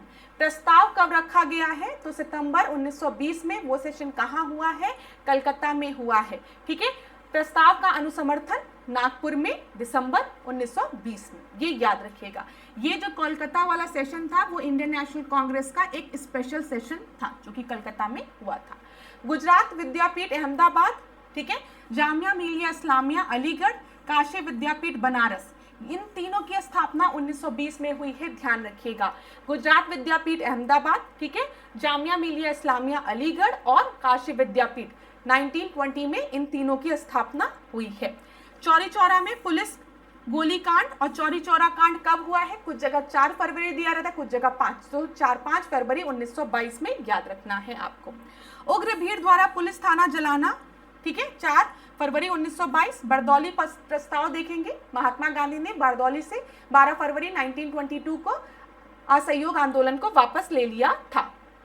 गांधी जी को 10 मार्च 1922 को गिरफ्तार कर लिया गया था, ये भी याद रखिएगा, ठीक है। ये सारे पॉइंट्स मैंने आपको बता दिए। अब देखो यहाँ पर लखनऊ समझौता कब हुआ है क्लास? 1916 में हुआ है। जलियांवाला बाग हत्याकांड कब हुआ है? डेट बताओ। 13 अप्रैल 1919 में हुआ है। बाल गंगाधर तिलक की मृत्यु कब हुई है? 1 अगस्त 1920 में, और 1 अगस्त 1920 को ही असहयोग आंदोलन आपका पारित हुआ है। इंडिपेंडेंट पार्टी बनाने का निर्णय कब लिया गया है? 16 दिसंबर 1922 को। और स्वराज पार्टी का गठन कब हुआ है? याद रखिएगा 1923 में। मैंने इसके पीछे की कहानी आपको सुनाई है। जब महात्मा गांधी ने असहयोग आंदोलन को वापस ले लिया था 12 फरवरी 1922 को बारदौली से, तो इंडियन नेशनल कांग्रेस में ही 2 गुट बन गए थे, एक प्रो चेंजर्स, एक नो चेंजर्स। जो प्रो चेंजर्स थे वो चाहते थे कि अब ये जो हम बाइकॉट कर रहे हैं, ठीक है, उसको हम क्या करें? डिसकंटिन्यू करें। अब हम क्या करें? काउंसिल और असेंबली में अपनी सीट हासिल करें और उसके बाद अपनी आवाज को वहां तक पहुंचाएं। मेंबर बनने के बाद, काउंसिल के मेंबर बनने के बाद हम अपने बात को पहुंचाएं। मतलब यहाँ पर हम बाइकॉट वाली पॉलिसी को अब नहीं कंटिन्यू करेंगे। तो इसी वजह से CR दास और मोतीलाल नेहरू द्वारा स्वराजिस्ट पार्टी का गठन भी किया जाता है 1923 में। और नो चेंजर्स वो थे जो कि अभी भी असहयोग आंदोलन में जो चीज़ें उन्होंने अडॉप्ट की थी, बाइकॉट और इन सब चीज़ों को, उसको कंटिन्यू रखना चाहते थे, ठीक है। सेंट्रल लेजिस्लेटिव असेंबली के प्रथम भारतीय अध्यक्ष कौन थे? विट्ठल भाई पटेल थे, याद रखिएगा। सेंट्रल लेजिस्लेटिव असेंबली के प्रथम भारतीय अध्यक्ष विट्ठल भाई पटेल थे, जो कि कब अपॉइंट हुए थे? 1925 में अपॉइंट हुए थे। क्लियर? आगे देखें, ये पॉइंट्स मैं बस आपको रिवाइज करा रही हूँ। इसके पीछे का पर्पस क्या है? बस रिवीजन कराना, क्योंकि ये सारी चीजें मैंने आपको 426 प्रश्नों में समझाई है प्रश्नों के माध्यम से। तो कोई भी ऐसा स्टूडेंट है जो पहली बार इस क्लास को देख रहा है, मैं उसको एक चीज की तो गारंटी दे रही हूँ, अगर आज की क्लास में आपको चीजें समझ में आ रही है तो प्लीज आप इसके पहले वाली क्लासेस देखिएगा, उसमें आपको चीजें और अच्छे से समझ में आएगी। अगर मैंने उन क्लासेस को 200% एफर्ट से पढ़ाया है तो आज की क्लास में मैं बस 150 एफर्ट डाल रही हूँ। ये चीज़ ध्यान रखिएगा, मेरा जो एफर्ट है आज की क्लास में वो बहुत ही कम है, क्योंकि मुझे पता है कि मैंने ये सारी चीज़ें आपको बहुत मेहनत से पहले पढ़ा दी है। तो बस एक बार मैं आपको क्विक रिवीजन करा रही हूँ इन सारे पॉइंट्स का, ठीक है। तो अगर आपने नहीं देखी है उन क्लासेस को तो ज़रूर देखिएगा और फिर मुझे बताइएगा भी कमेंट बॉक्स में कि समझ में आ भी रहा है कि नहीं आ रहा है। अब यहाँ पर देखो, दांडी मार्च मैंने आपको बताया, दांडी मार्च जो है वो 12 मार्च 1930 को आपका शुरू हुआ था, ठीक है, और साबरमती आश्रम से शुरू हुआ था। महात्मा गांधी 6 अप्रैल 1930 को उन्होंने दांडी में एक मुट्ठी नमक बनाया, सॉल्ट टैक्स को ब्रेक किया और सविनय अवज्ञा आंदोलन की शुरुआत कर दी 6 अप्रैल 1930 को। प्रथम गोलमेज सम्मेलन जो है वो 12 नवंबर 1930 को हुआ था। इसमें आपको याद रखना है इंडियन नेशनल कांग्रेस ने पार्टिसिपेट नहीं किया था। BR अम्बेडकर एक ऐसे व्यक्ति थे जिन्होंने तीनों गोलमेज सम्मेलन में पार्टिसिपेट किया था, फर्स्ट, सेकंड, थर्ड, तीनों में, याद रखिएगा। गांधी इरविन समझौता की बात करेंगे तो ये 5 मार्च 1931 को हुआ था। और गांधी इरविन समझौता के बाद याद रखिएगा, इसमें बोला गया था जो जितने भी भारतीयों को गिरफ्तार किया गया है, अगर उनके ऊपर किसी भी तरीके का हिंसा का मुकदमा नहीं है या किसी को मारने का मुकदमा नहीं है तो उन सबको क्या किया जाएगा? छोड़ दिया जाएगा। लेकिन भगत सिंह, राजगुरु और सुखदेव को नहीं छोड़ा जाता है, क्योंकि इनके ऊपर स्कॉट को मारने का मुकदमा चल रहा होता है। साथ ही साथ आपको पता है भगत सिंह और बटुकेश्वर दत्त ने सेंट्रल लेजिस्लेटिव असेंबली में बम भी फेंका था, लेकिन भले उस बम से उन्होंने किसी को मारा नहीं था। बस उनका मेन पर्पस ये था कि जो बहरे हैं, जिनको सुनाई नहीं दे रहा है, उनको सुनो, उनको मतलब वो बोलते हैं इस चीज़ को, ठीक है, याद रखिएगा। तो इन तीनों को फांसी कब हुई थी? 23 मार्च 1931 को। कांग्रेस के कराची अधिवेशन की अगर हम बात करेंगे तो ये उसके बाद हुआ था, याद रखिएगा। भगत सिंह, सुखदेव और राजगुरु को फांसी देने के बाद आपको याद रखना है कांग्रेस का कराची अधिवेशन हुआ था। फिर उसके बाद महात्मा गांधी द्वितीय गोलमेज सम्मेलन में जाते हैं, ठीक है, और भारत में हम देखते हैं सविनय अवज्ञा आंदोलन पे पॉज भी लगा दिया जाता है। कुछ दिनों के लिए सविनय अवज्ञा आंदोलन पर रोक लगा दी जाती है और महात्मा गांधी जाते हैं सेकेंड राउंड टेबल कॉन्फ्रेंस में पार्टिसिपेट करने। यहाँ पर कम्युनल अवार्ड की डिक्लेरेशन कर दी जाती है 16 अगस्त 1932 को, जिसके बाद जब महात्मा गांधी भारत वापस आते हैं तो ये आमरण अनशन पर बैठ जाते हैं। 20 सितंबर 1932 को महात्मा गांधी आमरण अनशन पर बैठ जाते हैं। जब महात्मा गांधी की हालत नाजुक हो रही होती है तो भीमराव अम्बेडकर और महात्मा गांधी के बीच में एक पैक्ट साइन कराया जाता है, जिसे कि हम पूना पैक्ट कहते हैं। पूना पैक्ट कब साइन हुआ है? 24 सितंबर 1932 को। फिर ध्यान दीजिएगा तृतीय गोलमेज सम्मेलन में फिर इंडियन नेशनल कांग्रेस पार्टिसिपेट नहीं करती है। थर्ड राउंड टेबल कॉन्फ्रेंस जो है वो आपका नवंबर 1932 में होता है। क्लियर ये सारे पॉइंट्स? चलिए अब यहाँ पर देखो, मैंने आपको बताया है वैसे सुभाष चंद्र बोस से रिलेटेड काफ़ी चीज़ें, इसीलिए मैं कह रही हूँ कि अगर पहले की क्लास में मैंने 200% एफर्ट से पढ़ाया है तो आज मैं खाली 150 एफर्ट डाल रही हूँ, इसलिए क्योंकि ये सारी चीज़ें मैंने ऑलरेडी आपको पढ़ाई है, बस एक बार जल्दी जल्दी क्विक रिवीजन करा रही हूँ, ठीक है। यहाँ पर ध्यान देना, इंडियन नेशनल आर्मी की स्थापना कब हुई है? 1 सितंबर 1942 को आपको याद रखना है, ठीक है। मैंने आपको बताया था आईएनए के गठन में योगदान किसका था 1942 में? मोहन सिंह और रास बिहारी बोस का, याद रखिएगा। बाद में जब सुभाष चंद्र बोस पहुंचते हैं 1943 के समय सिंगापुर, तो वो उनको Indian national army Azad Hind फौज की कमान पर सुभाष चंद्र बोस को बाद में दे दी जाती है, ये याद रखिएगा। सुभाष चंद्र बोस की श्री तोजो के साथ बैठक कब हुई है? 1943 में हुई है। मैंने आपको बताया है सुभाष चंद्र बोस भारत छोड़ के सबसे पहले कहाँ जाते हैं? चकमा देके, ब्रिटिश ऑफिसर्स को चकमा देके पहुंच जाते हैं जर्मनी, किससे मिलने? हिटलर से मिलने। और जर्मनी में सुभाष चंद्र बोस फ्री लीजन का गठन करते हैं, याद रखिएगा, जिसे कि टाइगर रीजन के नाम से भी जाना जाता है। पूछा जाता है कि इसके जो झंडा था उसमें क्या बना हुआ था? एक दहाड़ता हुआ शेर, याद रखिएगा, ठीक है। फ्री लीजन क्या है? ग्रुप है किसका? प्रिजनर ऑफ वॉर्स का। जो वॉर के जो प्रिजनर्स थे उनको इकट्ठा करके एक ग्रुप बनाया गया था, एक आर्मी टाइप का बनाया गया था सुभाष चंद्र बोस द्वारा। कहाँ पर? जर्मनी में। लेकिन जर्मनी में जब हिटलर से सुभाष चंद्र बोस की बात होती है तो सुभाष चंद्र बोस को हिटलर की मंशा बहुत अच्छी नहीं लगती है। उनके मन में ये चीज़ रहती है कहीं ऐसा ना हो कि हिटलर हमें अंग्रेजों से तो छुटकारा दिला दे, बाद में हम ही पे आक्रमण कर दे। तो इसी वजह से सुभाष चंद्र बोस जर्मनी छोड़कर फिर किधर जाते हैं? फिर वो जाते हैं जापान में उनकी मुलाकात किससे होती है? शिजो से होती है जुलाई 1943 में, ये याद रखिएगा। आईएनए ने स्वतंत्र भारत की धरती पर राष्ट्रीय ध्वज कब फहराया था? तो 1944 में। अब ध्यान रखिएगा 1943 में श्री तोजो से मिलने के बाद ये इंडियन नेशनल आर्मी की अगर हम बात करें आज़ाद हिंद फौज को ज्वाइन करते हैं और आज़ाद हिंद फौज के प्रोविंशियल गवर्नमेंट भी फॉर्म करते हैं। कहाँ पर? सिंगापुर में, ये याद रखिएगा। और फिर उसके बाद आज़ाद हिंद फौज ने झंडा भी फहराया था अंडमान निकोबार में, और अंडमान निकोबार द्वीप समूह का नाम रखकर ये शहीद और स्वराज द्वीप रखते हैं। ये सारी चीजें याद रखिएगा। सुभाष चंद्र बोस की वायु दुर्घटना कब हुई है? 1945 में। दिल्ली हिंद फौज मुकदमा कब चला है? 1945 में। नौसेना विद्रोह याद रखिएगा 1946 में हुआ है। ये सारे पॉइंट्स आप लोगों को पढ़ाए गए हैं।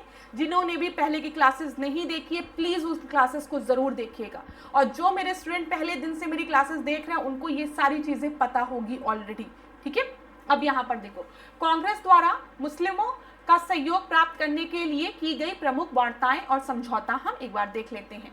देखिए, सीआर फॉर्मूला की बात करते हैं हम, राजा गोपालचारी फॉर्मूला, जिसको कि सीआर फॉर्मूला कहते हैं। ये आपका कब हुआ था? 1944 में हुआ था, कई बार पूछा गया है। गांधी जिन्ना समझौता की हम बात कर रहे हैं, यहाँ पर गांधी जिन्ना वार्ता की हम बात कर रहे हैं, तो ध्यान रखिएगा ये सितंबर 1944 में हुआ था। फिर भूलाबाई देसाई और लियाकत अली समझौता 1945 में हुआ है। शिमला कॉन्फ्रेंस भी 1945 में हुआ है। ये ध्यान रखिएगा, महत्वपूर्ण पॉइंट्स है। क्रोनोलॉजिकल ऑर्डर में जब पूछा जाता है तब अरेंज करने को दे दिया जाता है कि शिमला कॉन्फ्रेंस कब हुआ है, भूलाबाई देसाई लियाकत अली समझौता कब हुआ है, गांधी जिन्ना समझौता कब हुआ है। तो आपके दिमाग में होने चाहिए ये सारे पॉइंट्स। अब यहाँ पर देख लो, प्रमुख आंदोलन व उनके नेतृत्वकर्ता। तो प्रमुख आंदोलन आपके कौन कौन से हैं? होम रूल लीग की जब हम बात करते हैं 1916 में, तो आप सभी को पता है एक होम रूल लीग जो है वो बाल गंगाधर तिलक द्वारा शुरू की गई रहती है अप्रैल में, बाल गंगाधर तिलक द्वारा, और दूसरी एनी बेसेंट द्वारा, ये याद रखिएगा। चंपारण आंदोलन की बात करेंगे 1917 में, किसके द्वारा? महात्मा गांधी द्वारा। 1918 में खेड़ा सत्याग्रह महात्मा गांधी द्वारा। अहमदाबाद मिल श्रमिक सत्याग्रह 1918 में, 1918 में महात्मा गांधी द्वारा। धरसना रेड की अगर हम बात करेंगे तो मैंने आपको बताया था, अगर आपको याद होगा, कि 1930 में जब महात्मा गांधी ने दांडी में एक मुट्ठी नमक बनाकर सविनय अवज्ञा आंदोलन की शुरुआत की थी, तो उसके बाद महात्मा गांधी धरसना की तरफ जा रहे थे, ठीक है, और उनको अरेस्ट कर लिया जाता है। उसके बाद जो ये मार्च है, जो ये रेड है, उसकी अध्यक्षता कौन करते हैं, उसका नेतृत्व कौन करते हैं? सरोजनी नायडू करती हैं। तो ये याद रखिएगा, ये भी 1930 वाला समय चल रहा है। असहयोग आंदोलन की अगर हम बात करेंगे तो आप सभी को पता है 1920 से 1922 तक, ठीक है। महात्मा गांधी 12 अप्रैल 1922 को असहयोग, 12 फरवरी, क्लास अगर कहीं पर भी डेट बोलने में इधर उधर कुछ गड़बड़ हो रहा है तो ध्यान रखना, ठीक है। तुम लोग भी कहोगे मैम भी मस्त है, हम लोग ध्यान रखें तो इससे फायदा होगा ना आप लोगों को। अब देखो, जैसे मैंने 12 अप्रैल बोला तो तुरंत दिमाग में आना चाहिए था, अरे मैम 12 फरवरी है, कैसे आप 12 अप्रैल बोल दी? तुरंत दिमाग में आना चाहिए था ना, क्योंकि अभी थोड़ी देर पहले आपने बताया है कि 4-5 फरवरी को चौरी चौरा कांड हुआ है। उसके बाद महात्मा गांधी ने 12 फरवरी 1922 को बारदौली से असहयोग आंदोलन को वापस ले लिया। तो तुरंत बोलना चाहिए था, बोल देना, गुस्साना मत। अब आप ये मत करना कि कमेंट बॉक्स में मैम आपने गलत बोला लिख डालना, ठीक है। समझ में आ रहा है ना? तो याद रखना ये चीज। चलो, बारदौली सत्याग्रह जो है वो सरदार वल्लभ भाई पटेल द्वारा 1928 में, आप सभी को पता है, 1928 में, जिसमें वल्लभ भाई पटेल को सरदार की उपाधि बारदौली की महिलाओं द्वारा दिया गया था। सविनय अवज्ञा आंदोलन आप सबको रट गया होगा, 1930 की हम बात करते हैं, याद रखिएगा। 12 मार्च 1930 को महात्मा गांधी ने दांडी मार्च शुरू किया था, ठीक है, और 6 अप्रैल 1930 को महात्मा गांधी दांडी पहुंच गए थे और वहां से उन्होंने सविनय अवज्ञा आंदोलन की शुरुआत कर दी थी।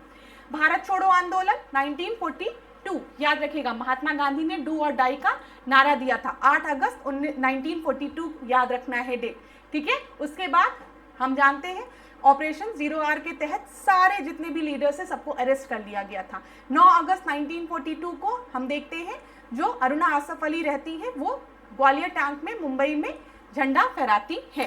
लाल कुर्ते अभियान के बारे में मैंने आपको बताया है। Red shirt movement, Abdul Gruffudd Khan का नाम आपको याद रखना है, जिनको कि हम फ्रंटियर गांधी के नाम से भी जानते हैं, ठीक है। खुदाई खिदमतगार भी याद रखिएगा। व्यक्तिगत सत्याग्रह की बात करते हैं तो 1940 में पहले जो आपके लीडर थे वो विनोबा भावे थे और दूसरे कौन थे, आपको क्या बताना है, जवाहरलाल नेहरू थे। इंडिविजुअल सत्याग्रह की बात हमने कर ली। अब प्रमुख दल और उनके संस्थापक, चलो जल्दी से रिवाइज कराती हूँ। स्वराज पार्टी, CR दास, मोतीलाल नेहरू, दोनों का नाम आपको याद रखना है, 1923, ठीक है, 1923 याद रखिएगा, ईयर इंपॉर्टेंट है। फॉरवर्ड ब्लॉक की बात करते हैं तो 1939 आपको याद रखना है, सुभाष चंद्र बोस। जब भी हम SC बोस की बात करते हैं क्लास तो आपको याद रखना है कि INC का 2 सेशन जो है वो सुभाष चंद्र बोस प्रिसाइड करते हैं। पहला हरिपुरा सेशन, ठीक है, दूसरा त्रिपुरी सेशन। ये जो त्रिपुरी है वो कहाँ पर है, वो मध्य प्रदेश में है। लेकिन त्रिपुरी सेशन में सुभाष चंद्र बोस को एज अ अध्यक्ष अपॉइंट किया जाता है। सुभाष चंद्र बोस को वोट ज़्यादा मिल जाते हैं। सुभाष चंद्र बोस के अपोजिशन में पट्टाभी सीतारमैया खड़े रहते हैं, जिनको की सपोर्ट कौन दे रहे होते हैं, महात्मा गांधी दे रहे होते हैं। लेकिन महात्मा गांधी के सपोर्ट के बाद भी वो हार जाते हैं और सुभाष चंद्र बोस एज अ अध्यक्ष आते हैं। लेकिन इसी के बाद 1939 में सुभाष चंद्र बोस INC से रिजाइन कर देते हैं कॉन्फ्लिक्ट्स के कारण और फॉरवर्ड ब्लॉक का गठन कर देते हैं। याद रखिएगा ये सारे पॉइंट, ठीक है, क्लियर है। आजाद मुस्लिम कॉन्फ्रेंस की बात करेंगे तो अल्लाह बख्श का नाम याद रखिएगा, वैसे कभी पूछा नहीं जाता है लेकिन ध्यान रखिएगा। देखिए, खाकसार पार्टी, अल्मा मसरिफ, ये अगर आप चाहे तो छोड़ सकते हैं, वैसे पूछा नहीं गया है, अब पूछा गया हो तो नहीं याद है। खुदाई खिदमतगार के बारे में मैंने आपको बताया, ये आप याद रखेंगे। लाल शर्ट मूवमेंट, ठीक है, अब्दुल गफर खान, जिनको कि हम फ्रंटियर गांधी के नाम से भी जानते हैं, नॉर्थ वेस्ट फ्रंटियर प्रोविंस में आपका चला था। अब्दुल गफर खान आप याद रखिएगा। फिर उसके बाद नौजवान भारत सभा याद रखिएगा, भगत सिंह, ये महत्वपूर्ण है। 1926 से एक बार चेक कर लीजिएगा क्या ईयर है, ठीक है। नेशनलिस्ट पार्टी मदन मोहन मालवीय याद रखिएगा, ये भी महत्वपूर्ण है। नेशनल लिबरेशन फेडरेशन भी, ये भी पूछा गया, ये पीसीएस में पूछा गया है। नेशनल लिबरेशन फेडरेशन जो है वो तेज बहादुर सप्रू, याद रखिएगा। गदर आंदोलन 1913, गदर पार्टी, गदर आंदोलन 1913 कहां पर? यूएसए में, सैन फ्रांसिस्को।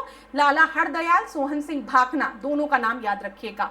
भारतीय राष्ट्रीय कांग्रेस तो मेरे सारे विद्यार्थियों को याद हो गया होगा, 1885 एओयू पहला जो सेशन हुआ था वो मुंबई में हुआ था, जिसकी अध्यक्षता उमेश चंद्र बनर्जी द्वारा की गई थी। भारतीय साम्यवादी दल की अगर हम बात करेंगे तो 1925 याद रखिएगा, एमएन रॉय का नाम।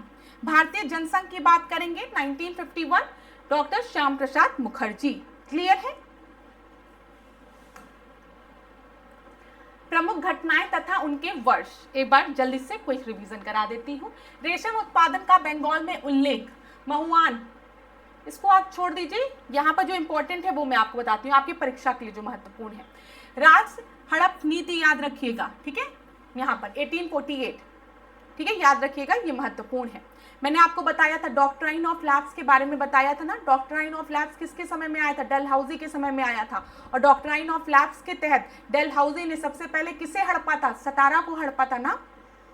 फिर उसके बाद जैतपुर, संबलपुर, 1848 में सतारा, फिर 1849 में जैतपुर, संबलपुर, फिर झांसी। तो याद रखिएगा ये सारी चीजें। लॉर्ड लिटन का दिल्ली दरबार 1877 में हुआ है, महत्वपूर्ण है। दी इंडियन नेशनल सोशल कॉन्फ्रेंस की हम बात करेंगे तो 1887 में। बॉम्बे सोशल रिफॉर्म एसोसिएशन 1903 में। बंगाल विभाजन आप सभी को पता है 16 अक्टूबर 1905। स्वदेशी आंदोलन 1905 याद रखिएगा, ठीक है। मुस्लिम लीग का गठन 1906, ढाका, ठीक है। सलीमुल्लाह खान नवाब था ढाका का, और अध्यक्षता किसने की थी? आगा खान ने की थी। सूरत की फूड, सूरत स्प्लिट की बात की गई है 1907, किसने अध्यक्षता की थी सूरत सेशन की? राज बिहारी घोष ने, याद रखिएगा। पृथक निर्वाचन 1909, मॉर्ले मिंटो रिफॉर्म, जिसमें पहली बार सेपरेट इलेक्टोरेट की बात की गई थी मुस्लिम्स के लिए। सांप्रदायिक निर्वाचन क्षेत्र 1909, ठीक है, याद रखिएगा, मॉर्ले मिंटो। होम रूल आंदोलन मैंने आपको बता दिया, दो लीडर्स, एनी बेसेंट, बाल गंगाधर तिलक 1916। लखनऊ समझौता 1916, अध्यक्षता किसने की है? अंबिका चरण मजुमदार ने। 1916 के लखनऊ सेशन को हम क्या कहते हैं? लखनऊ पैक्ट भी कहते हैं, याद रखिएगा। तिलक के होम रूल लीग की स्थापना कब हुई है? अप्रैल 1916 में, ठीक है। ये देखो, कांग्रेस लीग समझौता, लखनऊ पैक्ट, उन्हीं सब चीजों की बात हुई है। चंपारण सत्याग्रह 1917, अगस्त घोषणा कब हुई है? 20 अगस्त 1917 को, याद रखिएगा। रॉलेट एक्ट कब आया है? 1919 में आया है। प्रांतों में द्वैत शासन का प्रवर्तन, ठीक है। डायरकी एट प्रोविंस किसमें बात की गई है? Montagu Chelmsford reform 1919। Rowlatt Act 6 अप्रैल 1919 को आया है, याद रखिएगा। जलियांवाला बाग हत्या, sorry, Rowlatt Satyagraha, Rowlatt Act पहले आया है, ये रॉलेट एक्ट आया है, उसके बाद रॉलेट सत्याग्रह, ठीक है, 6 अप्रैल 1919 को। फिर जलियांवाला बाग हत्याकांड कब हुआ है? 13 अप्रैल 1919 को। खिलाफत आंदोलन कब हुआ है? ध्यान दीजिएगा, 1919 में अक्टूबर में। कांग्रेस का अमृतसर अधिवेशन कब हुआ है? दिसंबर 1919 में। जलियांवाला बाग हत्याकांड पर कांग्रेस, ये जलियांवाला बाग हत्याकांड पर जो कांग्रेस की कमिटी, वो उसके बारे में लिखा होगा 1920 में, ठीक है, ये, ठीक है। समिति द्वारा सर्वसम्मति रिपोर्ट पेश कब की गई है? जो रिपोर्ट बनाई गई थी कांग्रेस द्वारा, उसके बारे में लिखा है 25 मार्च 1920 को, याद रखिएगा। फिर तुर्की को अर्पित शांति शर्तों की घोषणा, छोड़ दीजिए, बाल गंगाधर तिलक का निधन, ध्यान दीजिएगा, 1 अगस्त 1920 को।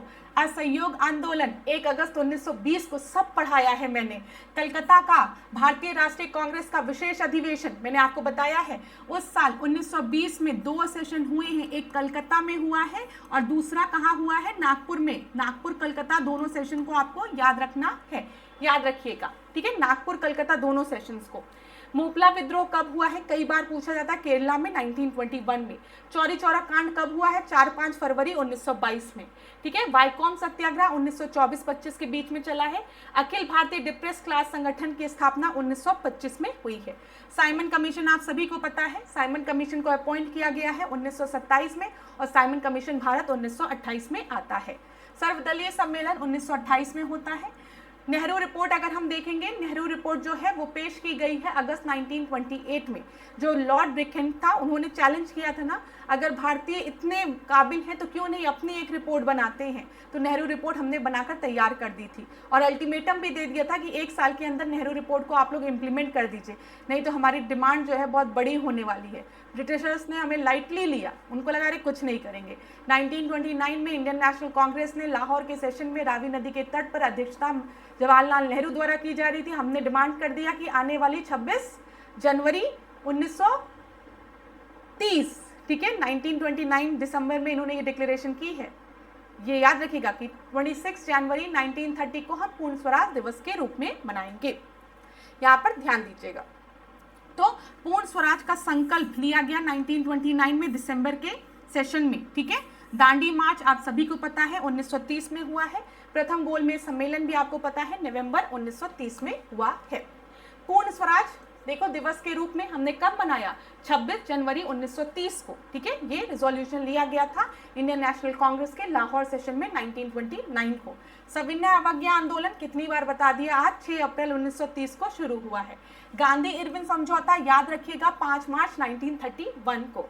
ठीक है, द्वितीय गोलमेज सम्मेलन जो है वो 7 सितंबर 1931 को, तृतीय गोलमेज सम्मेलन 1932 को। सांप्रदायिक अवार्ड की बात करें, कम्युनल अवार्ड की बात करें तो 16 अगस्त 1932 को, और सितंबर में क्या होता है, पूना पैक्ट साइन होता है। मुक्ति दिवस जो है वो 22 दिसंबर 1939 को मनाया जाता है, किसके द्वारा, मुस्लिम लीग के द्वारा। ध्यान दीजिएगा 1935 का जो एक्ट आया था, उसके बाद उसी एक्ट के तहत 1937 में इलेक्शन कंडक्ट कराए जाते हैं 11 प्रांतों में, जिसमें 8 प्रांतों में इंडियन नेशनल कांग्रेस अपनी सरकार बना लेती है और इंडियन नेशनल कांग्रेस पावर में आ जाती है। लेकिन जब लॉर्ड लिंथगो अनाउंसमेंट करता है कि सेकेंड वर्ल्ड वॉर में भारतीय भी हमारे साथ रहेंगे, तो इंडियन नेशनल कांग्रेस गुस्सा के रिजाइन कर देती है पूरी कांग्रेस। वो कहती है आज हमारी पार्टी इतनी बड़ी पार्टी है और आपने हमसे एक बार पूछना भी सही नहीं समझा कि क्या भारतीय आपका सहयोग देंगे कि नहीं सेकेंड वर्ल्ड वॉर में। इस बात पर क्रोधित होकर इंडियन नेशनल कांग्रेस रिजाइन कर देती है, और जो मुस्लिम लीग है वो 22 दिसंबर 1939 को मुक्ति दिवस के रूप में मनाता है। अगस्त प्रस्ताव जो है वो 8 अगस्त 1940 को आता है, आप सभी को पता है। क्रिप्स प्रस्ताव की हम बात करेंगे तो 1942 में, ठीक है, अगस्त संकल्प 1942 में, ये ध्यान रखिएगा। फिर उसके बाद आपको ध्यान रखना है CR फॉर्मूला 1944, गांधी इरविन समझौता 1944, जिन्ना द्वारा शिमला कॉन्फ्रेंस का विध्वंस 1945 में। ठीक है, देसाई लियाकत पैक्ट 1945 में, INA का जो हम बात करते हैं मुकदमा 1945 में, वेवेल प्लान 1945 में, शिमला समझौता 1945 में। कैबिनेट मिशन की अगर हम बात करेंगे 1946, और रॉयल इंडियन नेवी 1946 बहुत ही महत्वपूर्ण है। कैबिनेट मिशन भारत कब आता है, आप सभी को पता है 1946 में आता है। मुस्लिम लीग द्वारा सीधी कार्रवाई दिवस कब मनाया जाता है, 16 अगस्त 1946 को। अंतरिम सरकार का गठन कब होता है, 2 दिसंबर 1946 को। माउंटबेटन प्लान कब आता है, 3 जून 1947 को। भारत का विभाजन 14 अगस्त 1947 को, और भारत को स्वतंत्रता 15 अगस्त 1947 को मिल जाती है। ये सारे पॉइंट्स मैंने आपको पढ़ाए हैं इसके पहले वाली क्लासेस में। मैंने आपको बताया था कि याद रखिएगा, देखिए क्लास, कि जब सेकेंड वर्ल्ड वॉर स्टार्ट होता है तो ब्रिटिशर्स चाहते हैं कि भारतीय उनका सहयोग करें, ठीक है, लेकिन इस बार सेकेंड वर्ल्ड वॉर में हम सहयोग करने को तैयार नहीं रहते हैं, क्योंकि हमें पास्ट में एक अच्छा खासा लेसन मिल गया रहता फर्स्ट वर्ल्ड वॉर में। फर्स्ट वर्ल्ड वॉर में हमने इनको सहयोग किया था और इन्होंने हमारे यहाँ जलियांवाला बाग कांड कर दिया था, रॉलेट एक्ट लगा दिया था। हम ही को ये लोग क्या कर रहे थे, परेशान कर रहे थे। हमने कहा हम करेंगे ही सहयोग। अब ब्रिटिशर्स को चाहिए हमारा सहयोग सेकेंड वर्ल्ड वॉर में, तो अगस्त ऑफर लाते हैं सबसे पहले, ठीक है, उसके बाद क्रिप्स मिशन लाते हैं, लेकिन हम तैयार नहीं होते कि नहीं भाई हम नहीं मदद करने वाले आपकी। फिर आप देखते हो यहाँ पर, बल्कि क्रिप्स मिशन आने के बाद हमारे यहाँ डू और डाई का नारा देके क्विट इंडिया मूवमेंट शुरू कर दिया जाता है 1942 में, ये याद रखिएगा। फिर 1944 में सीआर फॉर्मूला आता है, बहुत ही महत्वपूर्ण है। सीआर फॉर्मूला के तहत जो मुस्लिम लीग है और आईएनसी में इनके बीच में जो कॉन्फ्लिक्ट है उसको रिजॉल्व करने का प्रयास किया जा रहा होता है। ये सारी चीज़ें याद रखिएगा आप। फिर उसके बाद वेबल प्लान 1945, वेबल प्लान को डिस्कस करने के लिए शिमला कॉन्फ्रेंस होती है 1945 में, ये याद रखिएगा। 1945 में वेबल प्लान आता है जिसमें बोला जाता है कि हिंदू और मुस्लिम्स को सेम अमाउंट में सीट्स दी जाएगी, ठीक है। और उसी वेबल प्लान को डिस्कस करने के लिए बाद में शिमला कॉन्फ्रेंस होता है। अब आप सोचो जून का महीने में वेबल प्लान आया है तो बड़ी गर्मी रहती है, तो अंग्रेजों के पास इतना साहस नहीं रहता था कि वो जून में यहाँ दिल्ली विल्ली रह पाए, तो ये लोग शिमला ठंडी ओर चले जाते थे, ठीक है। तो हिल स्टेशन बसाने में इनका बहुत बड़ा योगदान है, तो ध्यान देना। फिर हम देखते हैं 1946 में अंतरिम सरकार, और उसके पहले कैबिनेट मिशन 1946 में। फिर 1947 में माउंटबेटन प्लान आता है, भारत का विभाजन होता है, भारत को स्वतंत्रता मिल जाती है। और इसी के साथ आज की हमारी क्लास भी अब एंड होगी, ठीक है। क्लास मैंने आधुनिक भारत के मैक्सिमम 426 क्वेश्चंस आप लोगों को सॉल्व करा दिए हैं। जिन भी स्टूडेंट्स ने पहले की क्लासेस नहीं देखी है आप उन क्लासेस को जरूर देखिए। अगर आप उन क्लासेस को देखने के बाद आज की लास्ट क्लास करेंगे ना तो आपको एकदम मजा आ जाएगा। लेकिन अगर आज जो आखिरी क्लास है उसको आप अपनी पहली क्लास बनाएंगे तो आपको लगेगा कि ऐश्वर्या मैम कितने स्पीड के साथ पढ़ा रही हैं, मतलब बड़ी जल्दी जल्दी बताई जा रही हैं। लेकिन मेरी जो स्पीड है वो पहले के लेक्चर्स पे डिपेंड करती है। ये सारे पॉइंट्स मैंने आपको बहुत अच्छे से पढ़ाए हैं पहले के क्लासेस में, तो जिन्होंने भी पहले की क्लासेस नहीं देखी है उन क्लासेस को ज़रूर देखिए प्लेलिस्ट में जाके। अब आज के सेशन को हम यहीं पे एंड करेंगे। नेक्स्ट क्लास में आपसे मिलेंगे नए प्रश्नों के साथ। हम इसके बाद अभी डिस्कस करेंगे पर्यावरण, ठीक है, इन्वायरमेंट डिस्कस करेंगे। और बीच में 1-2 दिन आपके क्लास में हो सकता है ब्रेक भी हो जाए, तो आप लोग परेशान मत होइएगा, हम लोग फिर आगे क्लास को कंटिन्यू करेंगे। तो thank you so much class, आज के सेशन को यहीं पे एंड करती हूँ। नेक्स्ट क्लास में आपसे मिलूंगी और PYQs के साथ। इसी तरीके से मेरे साथ ऐश्वर्या सिंह के साथ डिकोड एग्जाम के साथ बने रहिए। कहीं पर भी किसी भी तरीके का डाउट होता है तो आप लोग मुझे कमेंट बॉक्स में बता सकते हैं। लेकिन लास्ट में जाते जाते एक ही बात आपसे कहूँगी कि स्वयं पे भरोसा रखिए, अपने ईश्वर पे भरोसा रखिए, माता पिता के आशीर्वाद पर विश्वास रखिए, परिश्रम करिए, सही समय आने पर आपको सफलता ज़रूर ईश्वर देगा। तो इसी विश्वास के साथ आज के सेशन को एंड करती हूँ। खूब पढ़िए, खूब आगे बढ़िए, स्वस्थ रहिए और मेरे साथ बने रहिए। धन्यवाद।